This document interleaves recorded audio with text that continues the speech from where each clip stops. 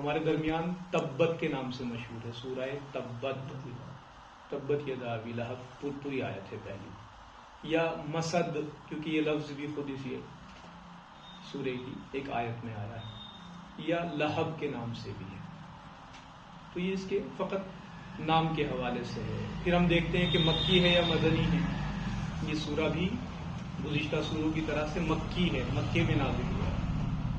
ترتیب نزول، نازل ہونے کی ترتیب کے اعتبار سے چھٹا سورہ ہے جو ہمارے نبی پر نازل ہوا ہے، اور قرآن کریم میں جو ابھی ترتیب ہے، موجودہ ترتیب، اس کے اعتبار سے 111 نمبر کا سورہ ہے۔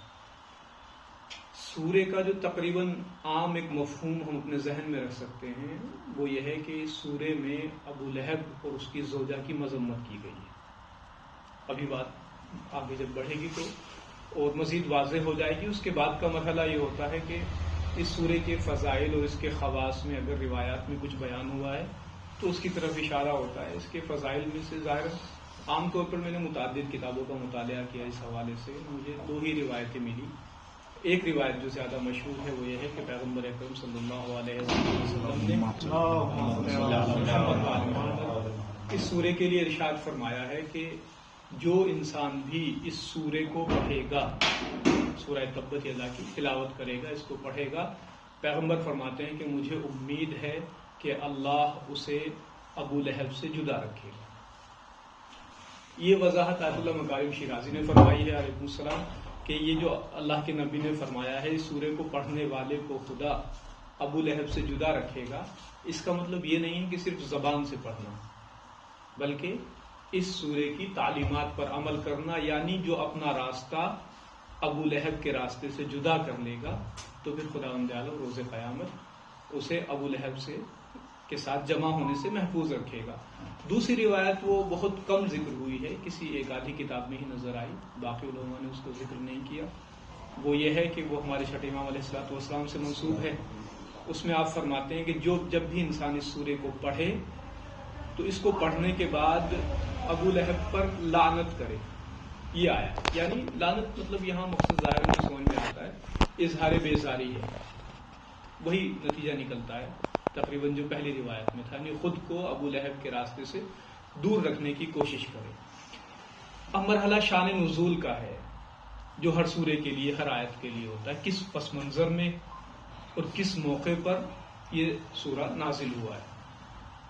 کئی روایات ہیں لیکن جو سب سے زیادہ مشہور ہے وہ یہ ہے کہ جب اللہ نے اپنے نبی کو حکم دیا وَأَنذِرْ عَشِيرَتَكَ الْأَقْرَبِينَ، اپنے قریبی رشتہ داروں کو ڈرائیے، یعنی ان تک دین کا پیغام پہنچائیے، تو اس آیت کے نزول کے بعد ایک موقع آتا ہے کہ جب پیغمبر کوہ صفا پر تشریف لے جاتے ہیں، مکے میں ایک پہاڑ ہے، اور وہاں جا کر کے ایک آواز بلند کرتے ہیں وا صباح، یہ جو لفظ ہے وا صباح، یہ قریش کے افراد اس وقت اس کو کہا کرتے تھے جب ان کے اوپر علیکم السلام حملہ ہو جایا کرتا تھا۔ اگر اچانک سے کوئی دشمن ان پر اٹیک کر دے، حملہ کر دے، تو باقی قبیلے والوں کو آگاہ کرنے کے لیے یہ فقرہ کہا کرتے تھے کہ ہمارے اوپر غفلت کے عالم میں حملہ ہو گیا ہے وا صباح۔ تو پیغمبر نے جا کر کے پہاڑ کے اوپر یہ فقرہ کہا وا صباح، تو سب دوڑے چلے آئے اچانک سے کہ کون دشمن آ گیا، کس نے حملہ کر دیا۔ تو دیکھا کہ سرکار رسالت میں آپ پہاڑ پر موجود ہیں، اس چٹان کے اوپر، بلندی کے اوپر موجود ہیں۔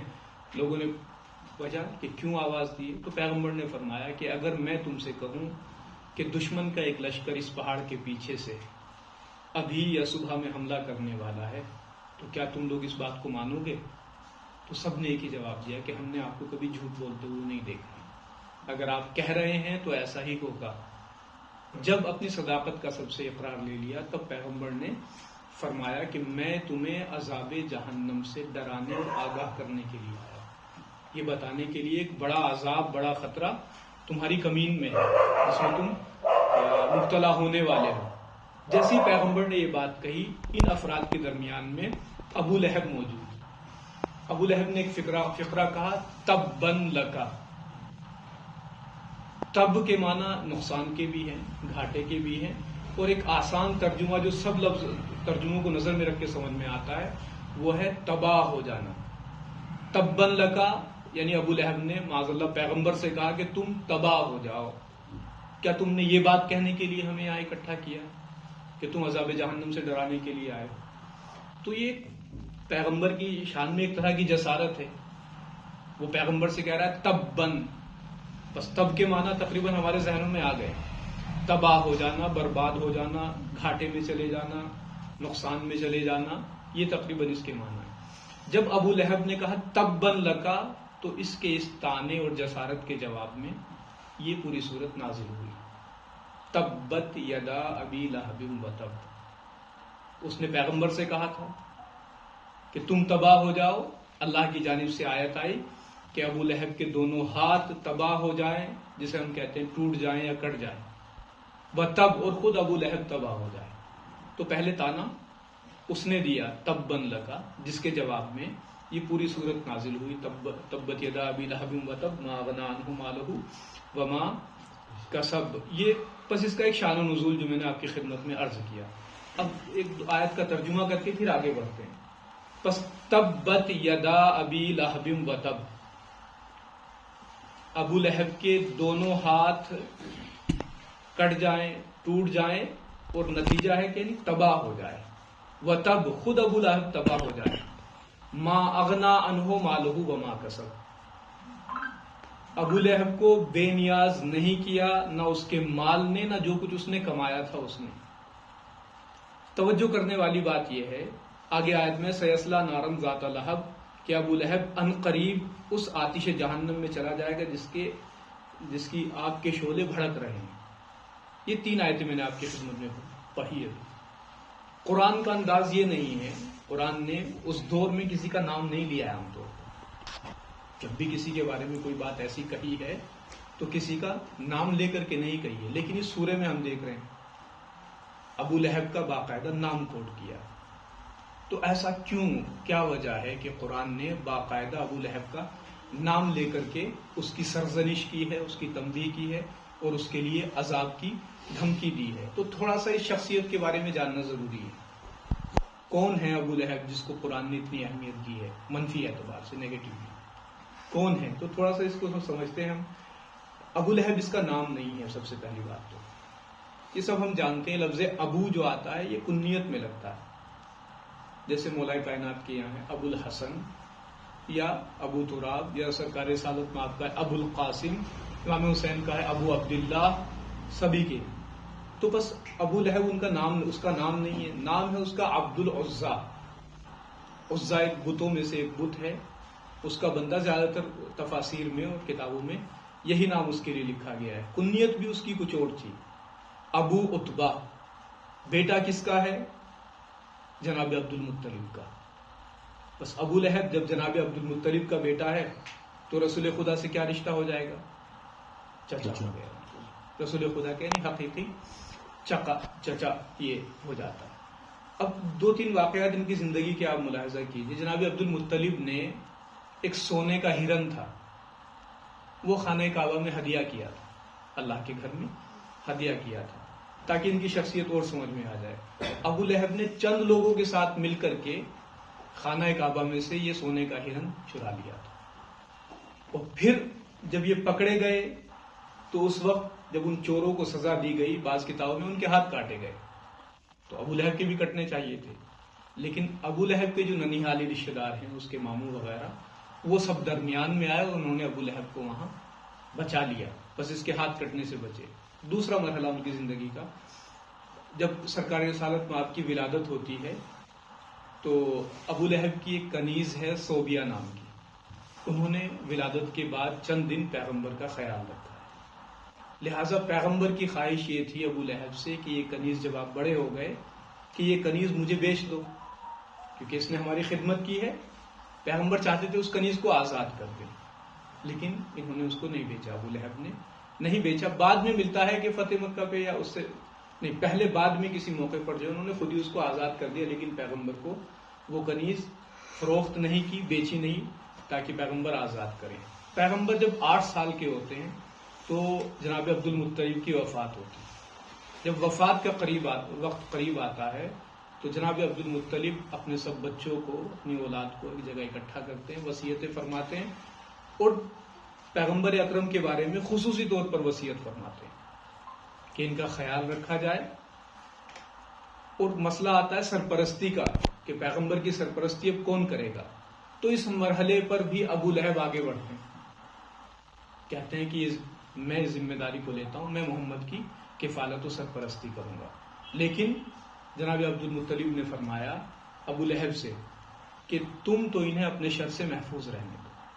یعنی وہ جانتے ہیں اس کی فطرت کو, اس کے مزاج سے واقف ہیں کہ تم تو انہیں اپنے شر سے محفوظ رہنے دو. اور وہ سرپرستی ملتی ہے جناب ابو طالب کو کہ جناب ابو طالب سرکار رسالت مآب کی سرپرستی فرمائیں گے.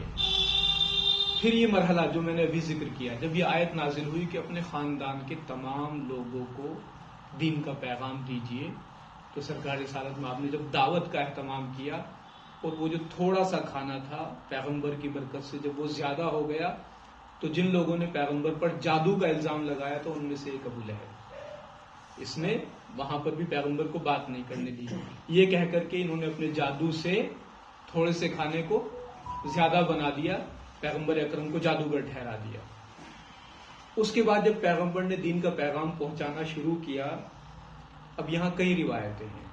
ظاہراً طارق ایک راوی کا نام ہے, وہ کہتے ہیں کہ ایک مرتبہ مکے آیا, میں نے دیکھا بازار میں ایک جوان ہے جو لوگوں سے کہہ رہا ہے قولوا لا الہ الا اللہ تفلحوا, اللہ کی وحدانیت کا اعتراف کرو تاکہ تم کامیاب ہو جاؤ. میں نے دیکھا پیچھے پیچھے ایک بزرگ ہے جو پتھر ہاتھ میں لیے اس کو جوان کو مار رہا ہے, اور جوان کے پیچھے کی طرف سے جب پیر پر پتھر لگا تو خون بہا. میں نے پوچھا یہ کون ہے, تو مجھے بتایا گیا کہ یہ جو جوان ہے ان کا نام محمد ہے, جو کہہ رہے ہیں کہ میں اللہ کی جانب سے بھیجا ہوا نبی ہوں, اور یہ جو بزرگ ہیں یہ ان کے چچا ہیں جو پیچھے پیچھے پتھر بھی مار رہے ہیں اور کہہ رہے ہیں کہ یہ معاذ اللہ جھوٹ بول رہے ہیں اور یہ جھوٹے ہیں, ان کو یہ نبی وغیرہ کچھ بھی نہیں ہے. اس طرح کے بہت سارے واقعات ہیں کہ ابو لہب متعدد اذیتیں پیغمبر کو پہنچاتا ہے, حتی جسمانی اذیتیں, جیسے میں نے آپ کی خدمت میں عرض کیا پتھر مارا, پیغمبر زخمی ہو گئے. یہاں پر ایک معجزے کا بھی تذکرہ ملتا ہے کہ پیغمبر ایک مرتبہ سجدے کے عالم میں, ابو لہب اپنی عادت کے مطابق پتھر لے کر کے آتا ہے, اور پتھر جب مارنا چاہتا ہے تو بذریعہ اعجاز یعنی بحکم خدا اس کا ہاتھ وہیں پر خشک ہو جاتا ہے فضا میں, یعنی وہ اس کو ہلا نہیں پاتا.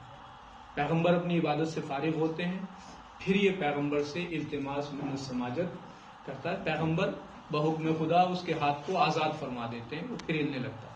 اب یہ معجزہ اس نے خود نے دیکھا ہے, لیکن اس کے بعد پھر وہی کہتا ہے کہ انہوں نے جادو کیا, یہ جادوگر ہیں, انہوں نے جادو کے ذریعے سے میرے ہاتھ کو ہوا میں خشک کر دیا تھا. اب یہ سب چیزیں آپ دیکھ رہے ہیں کہ کس طریقے سے پیغمبر کی راہ میں علیکم السلام رکاوٹیں کھڑی کر رہے ہیں, کس طرح سے مشکلیں یہ شخص وجود میں لے کر کے آ رہا ہے.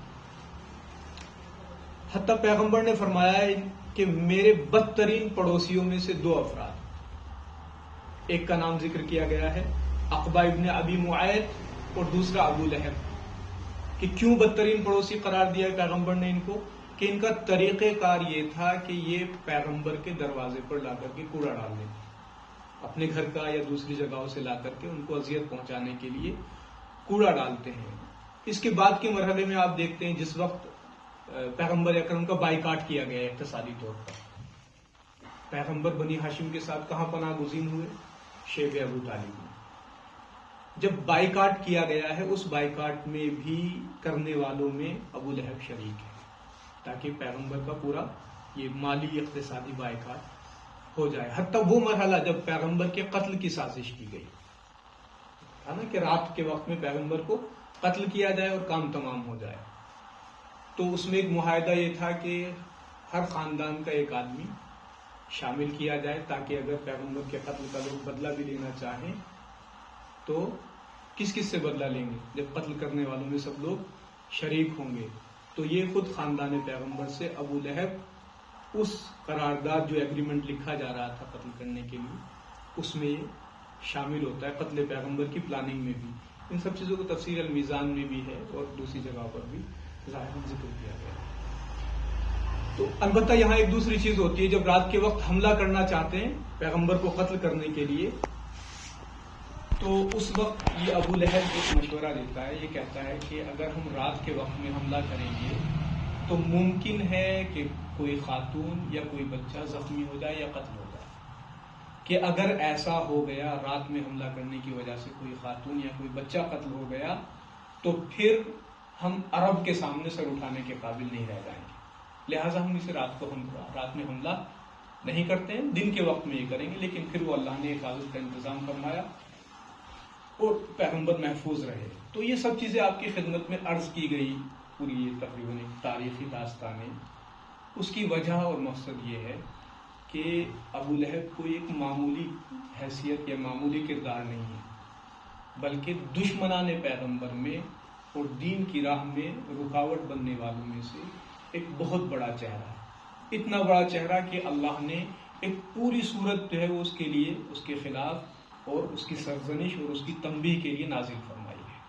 تبت یدا ابی لہب وہب، البتہ بعض افراد نے وجوہات بھی بیان کی ہیں اس حوالے سے کہ آخر کیوں ابو لہب کو اتنی دشمنی ہے پیغمبر سے، اس کی وجہ کیا ہے، کس بنیاد پر اتنی زیادہ دشمنی ہے۔ اب بہت ساری چیزیں لکھی گئی ہیں، میں ایک دو کی طرف فقط اشارہ کرتا ہوں۔ ایک تو جو ابو لہب کی حضرت ابو طالب سے رقابت ہے کہ وہ کس طریقے سے جناب عبد المطلب کے بعد بنی ہاشم جو پورا قبیلہ و خاندان ہے، اس کی ریاست جناب ابو طالب کے پاس آئی۔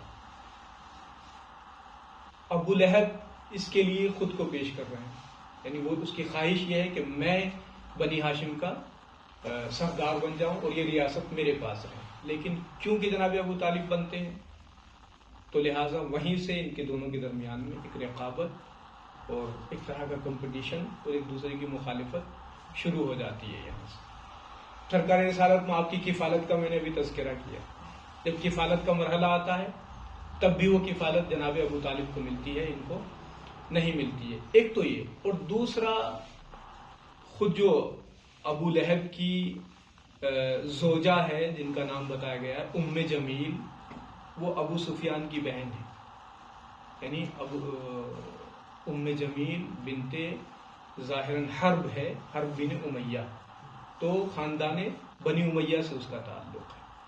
تو ایک طرح سے جو ہے یہ اپنی زوجہ کی بھی زیر اثر ہے، ٹھیک ہے، اپنی زوجہ کی طرف سے ہو گئی، بنی امیہ کی طرف سے ہے۔ اسی طریقے سے ان کی ماں بھی خزاعہ جس قبیلے سے ہے، وہ قبیلہ بھی ہمیشہ سے قریش کا دشمن رہا ہے، ان کے یہاں کینہ پایا جاتا تھا۔ تو یہ سب چیزیں ملا جلا کر کے یہ سبب بنتی ہیں کہ اس کے یہاں پیغمبر اکرم کے حوالے سے جو ہے دشمنی پائی جائے۔ اور دوسری ایک اہم بات، جو یہ تو چیزیں ہیں جو لکھی ہیں، ایک چیز کو ہم سب بھی محسوس کر سکتے ہیں، 360 کے قریب بتوں کی عبادت کی جاتی ہے مکے میں، 360 کے قریب بیان کیا جاتا ہے، اور وہاں سرکار دو عالم کہتے ہیں کہ یہ ساری جتنی بت پرستی ہو رہی ہے یہ غلط ہے، تمہارے خدا سب کے سب جھوٹے ہیں۔ اس کو ہم بہت اچھے سے فیل کر سکتے ہیں۔ ابھی اپنے اس ماحول میں جناب ابراہیم علیہ السلام نے کس طریقے سے بت پرستی کے خلاف اقدامات کیے ہیں، کس طرح سے بتوں کو توڑا ہے، وہ بھی ابراہیم بت شکن، یا سرکار رسالت میں آپ نے کس طریقے سے بت پرستی کا خاتمہ کیا ہے، اس کا تصور کرنا بھی بہت سخت ہے۔ جناب ابراہیم والا عمل آج کے دور میں کوئی تصور کر سکتا ہے اس چیز کا؟ آپ کسی کے بت یا کسی کی جس کی وہ پرستش کرتا ہے، عبادت کرتا ہے، اگر کوئی خدا نہ خواستہ توڑنا تو دور کی بات ہے، ذرا سی کوئی اگر جسارت بھی کر دے تو پھر دیکھیں کیا صورتحال ہوتی ہے۔ ہاں، بہت نہ جانے کیا کیا ہو جائے گا، صحیح زندگی بالکل ہو جائے گی۔ تو وہ جو اس وقت کے ماحول کو ہم درک نہیں کر سکتے، البتہ یہ ہماری میں سے کسی کی ذمہ داری بھی نہیں ہے۔ وہ ایک اللہ کے نبی تھے، انہیں اللہ کی جانب سے حکم تھا، وہ اس کام پر مامور تھے، تو انہوں نے یہ سب کیا ہے۔ ہماری ذمہ داری جو دین کہتا ہے، لکم دینکم ولی دین، تمہارے لیے اپنا دین ہے، ہمارے لیے اپنا دین ہے، ہمیں کسی کے اوپر کوئی اٹیک یا اس طرح خدا نہ خواستہ کوئی وہ نہیں ہے۔ خیر، یہ میں نے عرض کیا آپ کی خدمت میں ان سب باتوں کو کہ قرآن کریم نے عام طور پر اس طرح سے کسی کا نام لے کر کے اس کی سرزنش نہیں کی ہے۔ اور یہاں کیا کہہ رہا ہے خدا؟ تبت یدا ابی لہب و تب، ابو لہب کے دونوں ہاتھ ٹوٹ جائیں، تباہ ہو جائیں، اور خود ابو لہب بھی ما اغنا عنہ مالہ وما کسب، اور اس کا مال وما کسب، اور جو کچھ اس نے کمایا ہے، حاصل کیا ہے، وہ کچھ بھی ہے، اقتدار ہے، مقام ہے، منصب ہے، پیسہ ہے، کچھ بھی ہے، کہ کچھ بھی اس کو نہیں بچا سکتا ہے، کچھ بھی اس کو نجات نہیں دلا سکتا ہے۔ پھر کیا؟ سیصلی نارا ذات لہب، ان قریب یہ آتش جہنم میں جانے والا ہے۔ ذات لہب، لہب کہتے ہیں بھڑکتے ہوئے انگارے کو، شعلے کو، ایسی آتش جہنم، ایسی جہنم کی آگ جس کے شعلے بھڑک رہے ہوں۔ ابو لہب کو ایک ابو لہب کہنے کی وجہ یہ بتائی جاتی ہے، بعض لوگ کہتے ہیں کیونکہ اس کا چہرہ بہت سرخ رہتا تھا تو اس کو ابو لہب کہا گیا، لیکن ظاہراً علامہ طباطبائی نے، اگر مجھے صحیح یاد آ رہا ہے، یا مکارم صاحب میں سے کسی ایک نے، بزرگ نے یہ فرمایا ہے کہ یہ بالکل اس طرح سے ہے جیسے آپ کہتے ہیں نا کوئی بہت بافضیلت انسان ہے تو اسے کہتے ہیں ابو الفضل، چاہے اس کے بچے کا نام فضل نہ بھی ہو۔ کوئی بہت نیک ہے، ابو الخیر، اچھائی انجام دینے والا۔ اس طریقے سے ابو لہب یعنی آگ کا باپ، مطلب کیا؟ یعنی پکا جہنمی ہے۔ قرآن نے اس کو جہنمی کہنے کے بجائے ابو لہب کہا، یعنی آگ، بھڑکتی ہوئی آگ کا باپ۔ تو یہ پہلا کردار ہے اس سورے کا، جس کے حوالے سے یہ 2-3 باتیں تھیں۔ اس کے بعد ہے وامرأتہ حمالۃ الحطب، وامرأتہ یعنی اس کی زوجہ، حمالۃ الحطب، حطب کہتے ہیں ایندھن کو، حمالہ یعنی اٹھانے والی، ایندھن کو اٹھانے والی۔ وامرأتہ حمالۃ الحطب، بعض قرآن کی تفسیر کرنے والے حضرات تو یہ کہتے ہیں کہ یہاں سے اس کی زوجہ کا ایک الگ سے تذکرہ شروع ہوا ہے، لیکن علامہ طباطبائی کہتے ہیں کہ نہیں، الگ سے نہیں، جو اس سے پہلے کی آیت ہے جس میں اللہ نے کہا ہے کہ سیصلی نارا ذات لہب، کہ ان قریب ابو لہب آتش جہنم میں چلا جائے گا، یہ اسی سینٹنس اور اسی آیت کو اللہ نے جاری رکھا ہے۔ وامرأتہ، اور اس کی زوجہ بھی، یعنی وہ تو جائے گا ہی جہنم میں، وامرأتہ، اور اس کی زوجہ بھی جہنم میں جائے گی۔ اس کی صفت بیان کی ہے، حمالۃ الحطب، ایندھن کو اٹھانے والی۔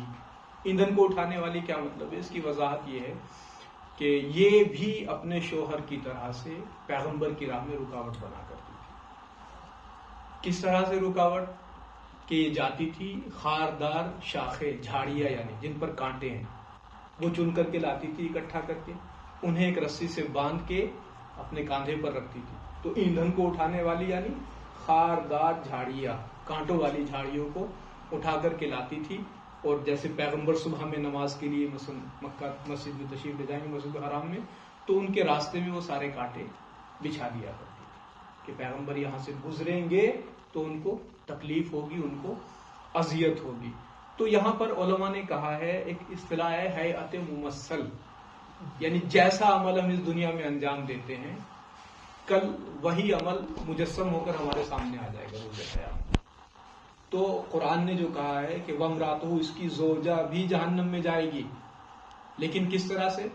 حمالۃ الحطب، ایندھن کو اٹھائے ہوئے، جس طرح سے یہاں پیغمبر کو اذیت پہنچانے کے لیے یہ خاردار جھاڑیاں یا اس طرح کی چیزیں لے کر کے آتی ہے، کل یہی عمل روز قیامت اس کے لیے مجسم ہو جائے گا، یعنی اس کو اسی طریقے سے عذاب دیا جائے گا۔ یہ اس کو عذاب دینے کا انداز بھی یہی ہوگا کہ جہنم میں، کیونکہ آگے بھی ہے فی جیدہا حبل من مسد، جید کہتے ہیں گردن کو، فی جیدہا، اس کی گردن میں کیا ہوگا؟ حبل، ایک رسی ہوگی، حبل رسی، من مسد، مسد کے معنی وہ خرما یعنی کھجور کی چھال ہے۔ جس طریقے سے، یعنی دونوں آیتوں کا مفہوم وہی ہے، جس طریقے سے دنیا میں یہ پیغمبر کو اذیت دینے کے لیے، تکلیف پہنچانے کے لیے، ان کے لیے مشکلات وجود میں لاتے تھے، کبھی جھاڑیاں بچھا کر، کبھی کانٹے بچھا کر، یا تکلیف دینے والی چیزوں کو اٹھا کر رسی میں باندھ کر، بالکل وہی عمل ان کے کل روز قیامت بھی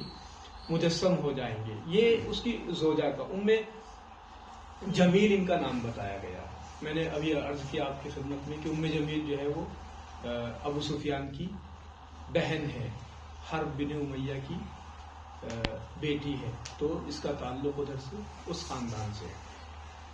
ایک معجزہ کی طرف اشارہ ہوا ابھی، ابو لہب پتھر مارنے کے لیے آیا، اللہ کے حکم سے ہاتھ ہوا میں خشک ہو گئے، نہیں مار سکا.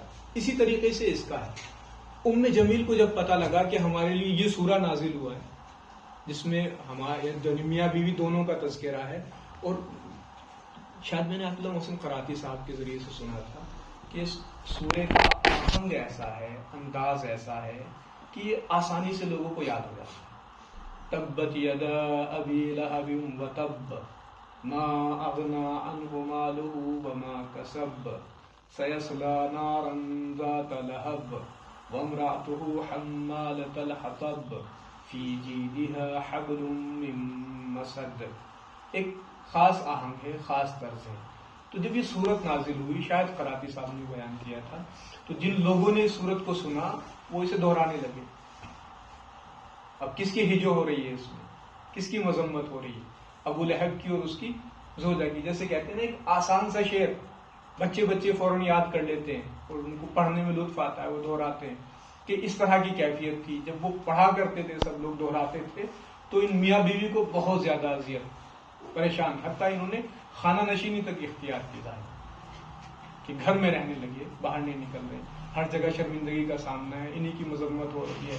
تو جب ام جمیل کو اس کا پتہ لگا اور اس کیفیت کو محسوس کیا، تو ام جمیل بھی ابو لہب کی زوجہ جسے حمالۃ الحطب کہا ہے، یہ بھی ایک پتھر لے کر کے آئی رسول اللہ کو مارنے کے لیے.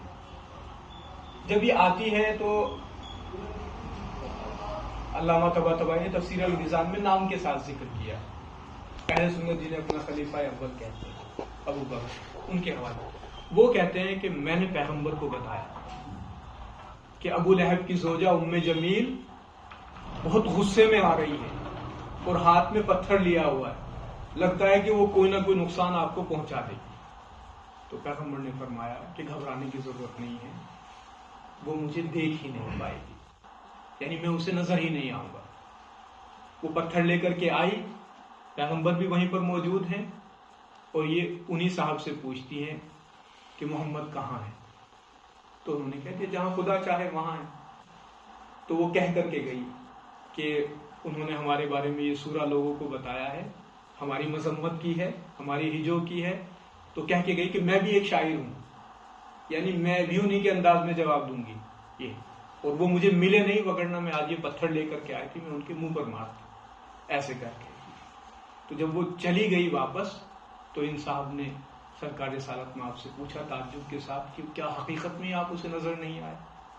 تو سرکار رسالت میں آپ نے فرمایا کہ ہاں، اللہ نے میرے اور اس کے درمیان میں ایک حجاب یعنی ایک پردہ قرار دے دیا تھا کہ وہ یہاں آئی لیکن مجھے دیکھ نہیں پائی. تو دو سرکار رسالت میں آپ کے معجزے بھی اسی سورے سے متعلق ہے، ایک ابو لہب کے ہاتھ کا خشک ہو جانا، اور دوسرا ام جمیل یعنی زوجہ ابو لہب کا آنا اور سرکار کو دیکھ نہ پانا، وہ دیکھ نہیں پائی. اب جب ان دونوں کا تذکرہ ہو گیا تو البتہ اس سورے سے متعلق بات نہیں ہے، لیکن جب آ گیا ہے تو میں ذرا سے ان کے بچوں کی طرف بھی اشارہ کر دوں، شاید تھوڑا سا عبرت کا وہ بنے. اس کے بچوں کے نام بتائے گئے ہیں عتبہ، عتیبہ، معتب اور لہب. 3 بیٹیاں ہیں، درہ، عزہ اور خالدہ. کیوں نام ذکر کیے ہیں؟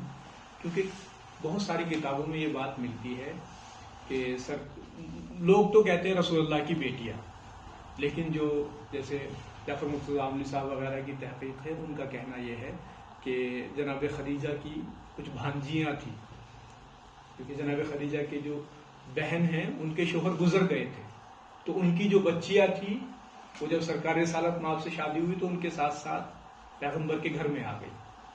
تو پیغمبر کے یہاں پلی بڑھی، یعنی جناب خدیجہ کی بھانجیاں پیغمبر کے گھر میں پلی بڑھی، اور پیغمبر نے ان کے ساتھ بیٹیوں جیسا سلوک کیا. لوگ انہیں پیغمبر کی بیٹیاں کہنے لگے. ان میں سے 2 ہیں، ایک کا نام رقیہ اور دوسری کا نام ام کلثوم، بس یہ بھانجیاں. ان کی شادی ابو لہب کے 2 بیٹوں سے ہوئی. ان کا نام ہے، ایک کا نام ظاہراً عتیبہ ہے، اور خیر انہی میں سے کسی 4 میں سے کسی 2 کے ساتھ شادی ہوئی ہے. لیکن جب یہ سورت نازل ہوئی، یہاں سے اس کا تعلق سورہ تبت یدا ابی لہب، تو ابو لہب اور ام جمیل نے کہہ کر کے ان دونوں بیٹیوں کو طلاق دیا، گھر واپس بٹھایا. ایک عتیبہ جو اس کا بیٹا ہے، اس کے بارے میں اس نے ایک مرتبہ پیغمبر پر جسارت کی. یہ مجھے بھی کتاب کا نام ذہن میں نہیں، لیکن میں نے ظاہراً کل ہی کسی جگہ پر اس کو پڑھا ہے. باپ اور اپنی ماں کی شکل میں کی طرح سے اس نے بھی پیغمبر کی شان میں جسارت کی. تو ان کے ساتھ یہ واقعہ پیش آیا کہ کسی سفر تجارت پر گئے تھے. وہاں قافلے کے سب لوگ سوئے ہوئے تھے کہ جنگل میں ایک شیر آتا ہے، وہ کسی کو کچھ نہیں کہتا ہے. ابو لہب کا وہ بیٹا عتیبہ جس نے پیغمبر کی شان میں جسارت کی تھی، صرف اور صرف اس کے اوپر حملہ آور ہوتا ہے اور اس کو ختم کر دیتا ہے. تو یہ سب سورہ تبت یدا ابی لہب سے جڑی ہوئی باتیں ہیں جو میں سیدھا سیدھا الگ الگ آپ کی خدمت میں عرض کر رہا ہوں. دوسرے جو دو بیٹے ہیں عتبہ اور معتب، جب فتح مکہ ہوا اس وقت یہ دونوں مسلمان ہو جاتے ہیں. اب یہ عبرت والی باتیں ہیں. ابو لہب کس منزل پر ہے کہ قرآن کریم نے کہہ دیا کہ حتمن جہنمی ہے، اور اس کے دو بیٹے فتح مکہ کے وقت میں مسلمان ہو رہے ہیں. بات صرف مسلمان ہونے کی نہیں ہے، کیونکہ بہت سارے لوگ ہیں جو ظاہری طور پر اسلام لے آئے ہیں اپنی جان بچانے کے خوف سے. ان کا معاملہ تھوڑا الگ ہے. ان دونوں نے جنگ حنین اور جنگ طائف میں بھی سرکار رسالت مآب کی طرف سے دشمنوں کے خلاف جہاد کیا. اور جو سب سے زیادہ تعجب کی بات ہے وہ یہ ہے کہ جنگ حنین میں جس کا تذکرہ قرآن کریم میں بھی ہے، وَوَلُّوا مُدْبِرِينَ، کہ لوگ تو سرکار رسالت مآب کو چھوڑ کر کے فرار اختیار کر رہے تھے، اکیلا چھوڑ دیا تھا.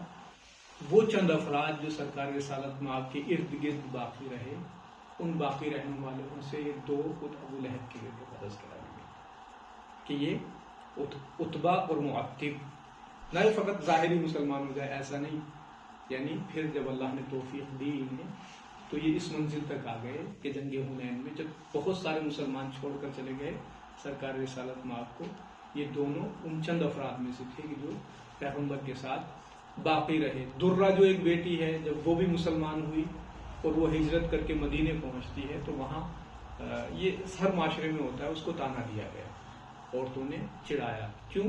کیونکہ اس کے باپ کے لیے سورہ پورا قرآن میں اس کی مذمت میں یہ تو بہت زیادہ ہوتا ہے. شاید یہ بھی ہمارے لیے مقامی عبرت ہو سکتا ہے کہیں بزرگوں کے سلسلے میں کوئی ایسا غلط کردار گزرا ہو، لیکن اگر اولاد میں بچوں کو اللہ نے توفیق دی ہے، وہ بہتر ہو گئے ہیں، اچھے ہو گئے ہیں، تو پھر انہیں اس سے ہمیں سمجھ میں آتا ہے. جب درہ کو خواتین نے تانا دیا مدینے میں تو اس نے جا کر پیغمبر سے شکایت کی، تو پیغمبر نے سب کو نہیں فرمائی، منع فرمایا کہ یعنی اس کے باپ کا کردار باپ کے ساتھ ہے اور اب یہ مسلمان ہو چکے ہیں یہ افراد.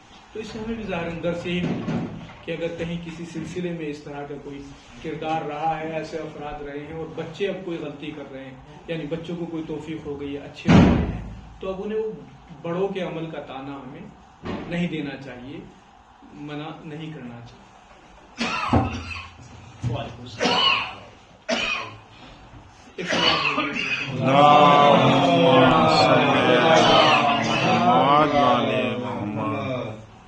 یہ تقریباً اس سے متعلق جو چیدہ باتیں مختلف مقامات